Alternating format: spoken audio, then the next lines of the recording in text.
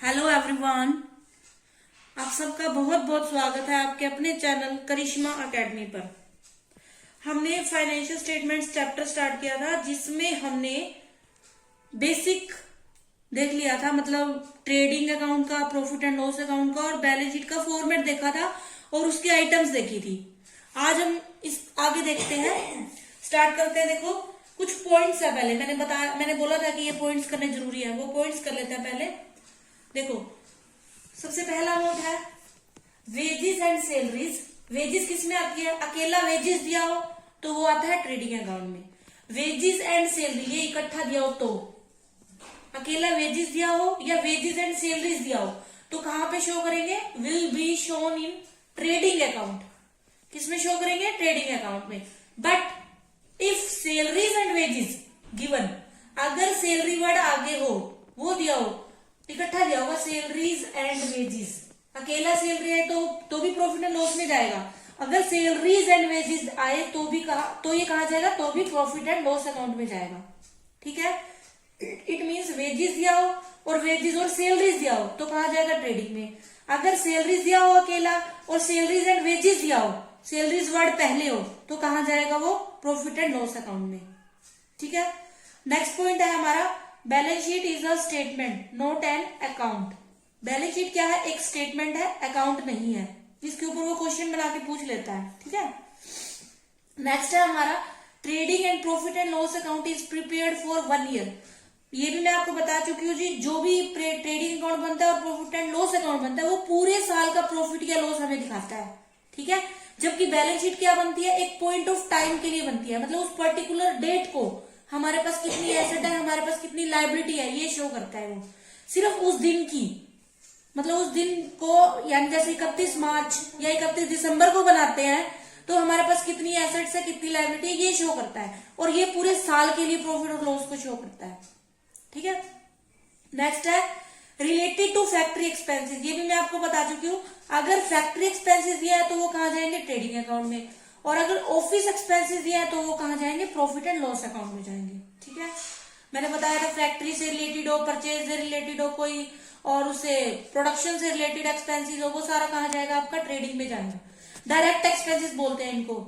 Direct expenses means those expenses which are related to the directly production process, यानी जो कि सीधा किससे लिंक्ड है? प्रोडक्शन प्रोसेस से, मतलब लिंक्ड होते हैं वो। ठीक है, फैक्ट्री का कोई भी हो, कोल, गैस, पावर, वो सब भी इसमें आएगा। नेक्स्ट है हमारा कॉस्ट ऑफ गुड्स सोल्ड निकालने का फॉर्मूला है, ये भी जरूरी है, इससे रिलेटेड भी क्वेश्चन आएंगे। ठीक है, देखो क्या होता है कॉस्ट ऑफ गुड्स सोल्ड, यानी इसको लागत कह लो, एक तरह से वही है opening stock plus net purchase plus direct expenses minus closing stock. तो हमारे पास क्या आ जाएगा? कोग्स आ जाएगा। इसको बोलते हैं कॉस्ट ऑफ गुड्स सोल्ड। या आप ऐसे भी निकाल सकते हो, सेल्स में से ग्रोस प्रॉफिट लेस कर दो तो भी हमारे पास क्या आ जाएगा? कोग्स, यानी कॉस्ट ऑफ गुड्स सोल्ड। ठीक है, ग्रोस प्रॉफिट यानी देखो जितना हमारे पास सेल हुआ, सेल में से प्रॉफिट को लेस कर दिया, हमारे पास लागत बच जाएगी। कॉस्ट ऑफ गुड्स सोल्ड एक तरह से लागत ही है।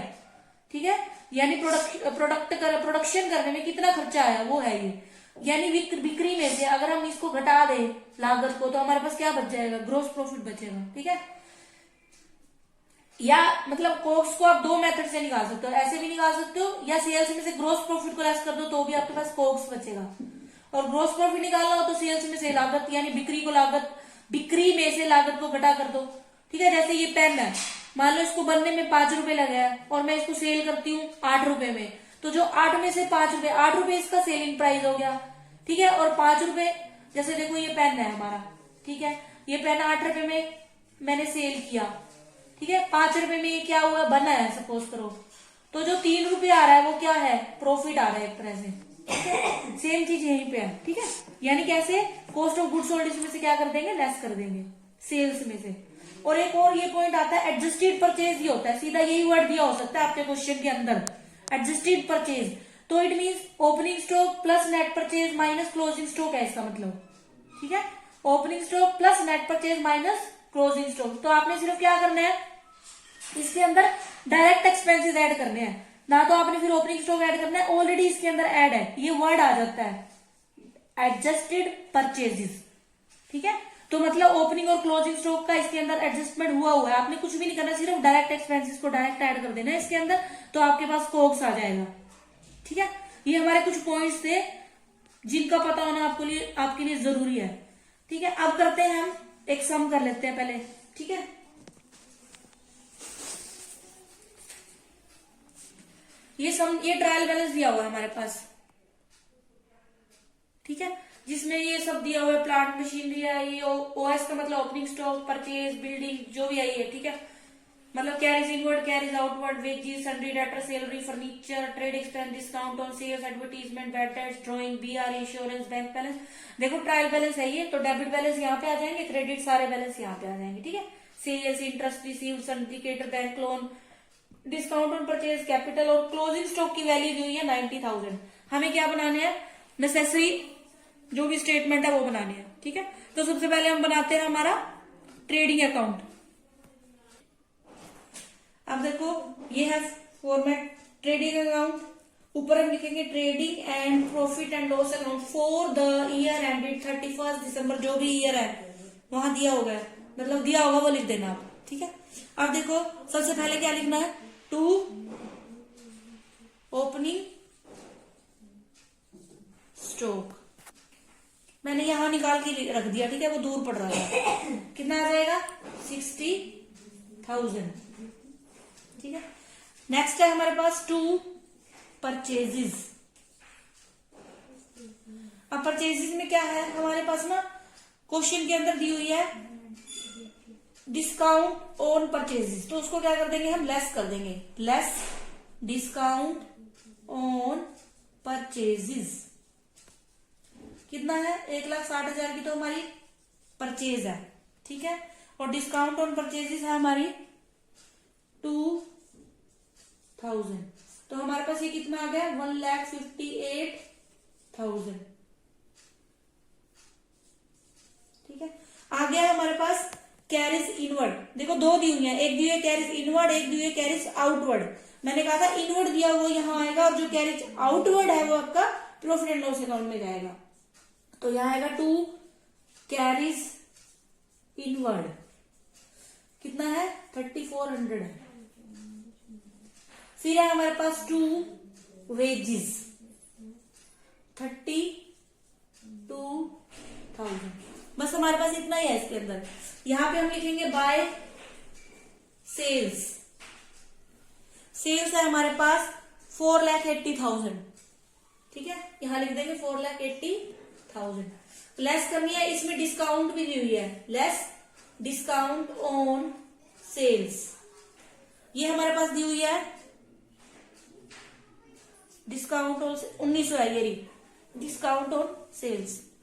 ठीक है, 1,900 लेस कर देंगे हम, अभी लिखते हैं। उसके बाद दिया हुआ हमारे पास बाय क्लोजिंग स्टॉक, वो यहां नीचे दिया हुआ है, ये देखो 90,000। ठीक है, तो यहां पे लिख देंगे हम 90,000।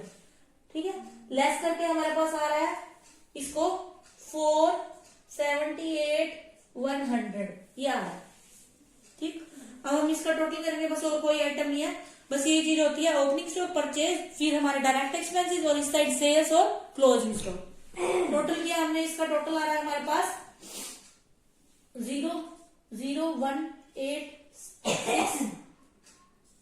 5,68,100, ये इसका टोटल आ रहा है। अब देखो, और इसका बैठ रहा है 60, इसका टोटल हो रहा है 158, 60, 32 और 3,400, टोटल बैठ रहा है 2,53,400। लेस करके ये आ गया। ठीक है, 3,14,700, तो यहां पे आ जाएगा हमारा टू ग्रोस प्रॉफिट, यहां लिख देंगे हम 3,14,700 और इसको क्लोज कर देंगे 5,68,100। ठीक है, अब क्या है, ये हमारा ग्रोस प्रॉफिट है, इसको यहां ट्रांसफर करेंगे बाय ग्रोस प्रॉफिट 3,14,700। ठीक है, अब देखो यहां से एक्सपेंसेस देखते हैं हम। ये देखो, ये हो गया हमारा वेजेस हो गया। कैरीज आउटवर्ड दिया, यहां लिखोगे टू कैरीज आउटवर्ड। ठीक है, कैरीज आउटवर्ड है हमारा इतना 5000। ठीक है, उसके बाद वेजेस हो गया, डेटर आ जाएंगे बैलेंस शीट में। सैलरीज दी हुई है, उसके बाद सैलरीज है 24,000। ठीक है, टू सैलरीज 24,000। ठीक है, सैलरीज हो गई। उसके बाद दिया हमारा ट्रेड एक्सपेंसेस, ये है trade expenses, to trade expenses, ये है हमारा कितना है 12,000। ठीक है, और दिया हुआ हमारा डिस्काउंट ऑन सेल्स, तो हमने लेस कर दिया वहीं से। उसके बाद हमारे पास दिया हुआ है discount advertisement, advertisement to advertisement to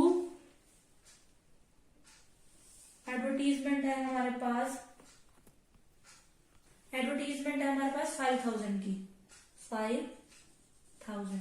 उसके बाद ड्रॉइंग्स हमारी वहां जाएंगी बैलेंस शीट में। बी आर, हाँ बेड डेट्स रह गए, बेड डेट्स है to bad debts, bad debts है हमारे पास 1800। ठीक है, उसके बाद बी आर भी बैलेंस शीट में जाएंगे, ड्रॉइंग्स भी। उसके बाद इंश्योरेंस है टू इंश्योरेंस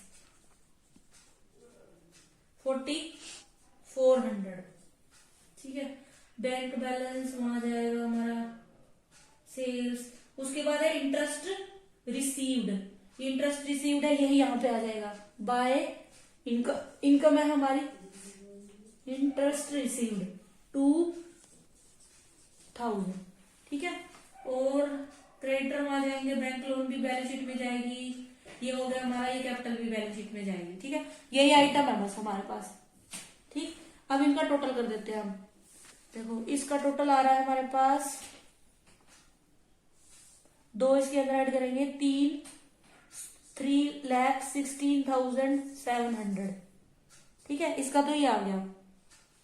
इसका करेंगे अब, एक बार ऐसे ही कर देती हूँ मैं, 0 0 8 4 12,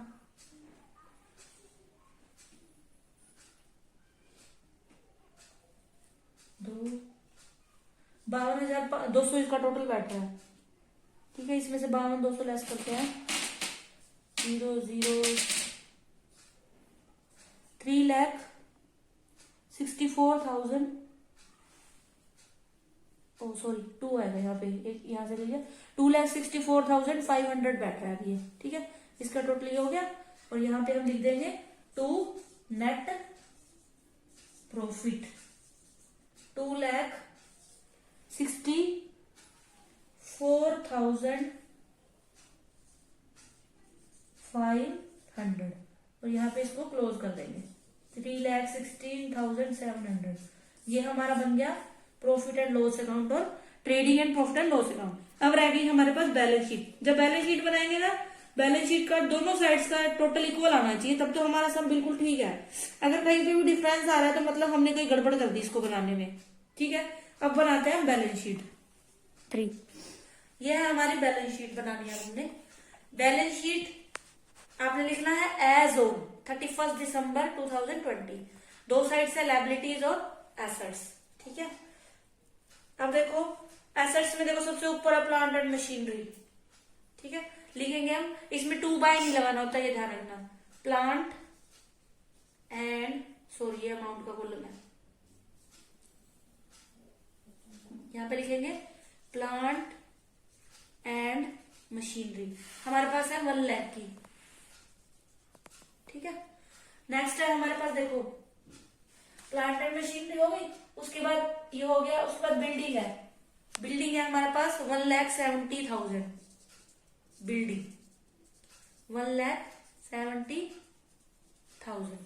उसके बाद है ये हो गया, ये हो गया, ये हो गया। उसके बाद डेटर्स है हमारे पास, यहां लिखोगे आप सन्ड्री डेटर्स, ये हमारे पास है 1 लाख। ठीक, सन्ड्री डेटर के बाद फर्नीचर है हमारे पास, फर्नीचर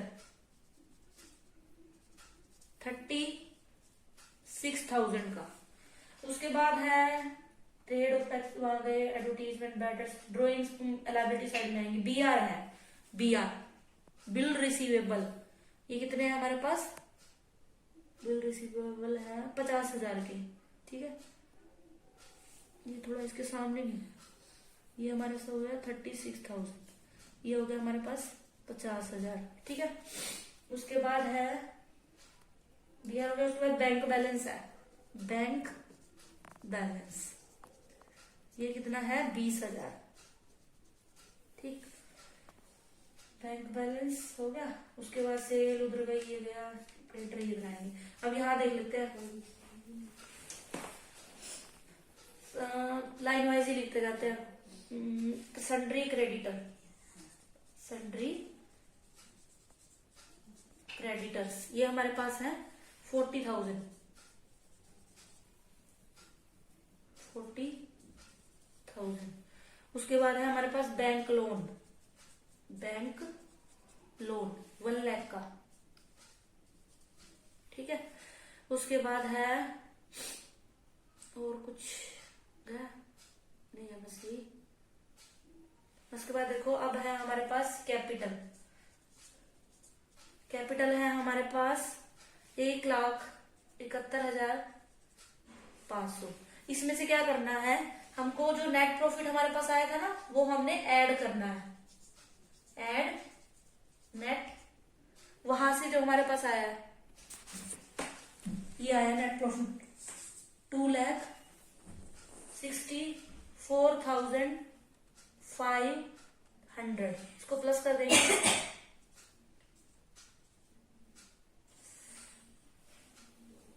ठीक है। और इसमें से हमने लेस करनी है ड्राइंग्स, यहाँ ड्राइंग्स दी हुई है हमारी, ये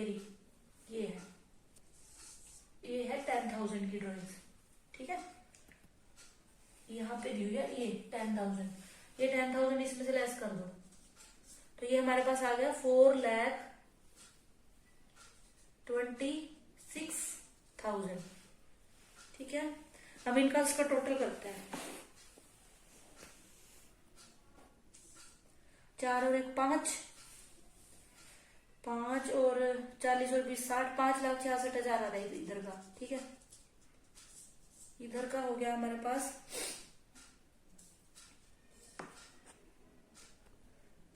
ये क्लोजिंग स्टॉक रह गया सच्ची, यहाँ पे लिख देना ये क्लोजिंग स्टॉक 90,000। अब देखो टोटल कर लेते हैं, 1 2 3 370 तो ये हो गया, ठीक है।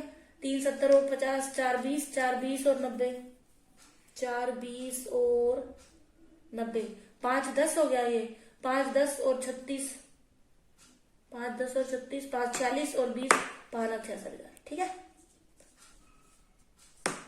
ये थी हमारी बैलेंस शीट, ठीक है। ये था हमारा पूरा सम। आई होप आपको अच्छे से समझ आया होगा। आप वीडियोस को पूरा देखें, लाइक करें, शेयर करें, कमेंट करें और बेल आइकन को भी प्रेस कर लें ताकि नई नई वीडियोस का आपको पता चलता रहे, ठीक है। Thanks for watching.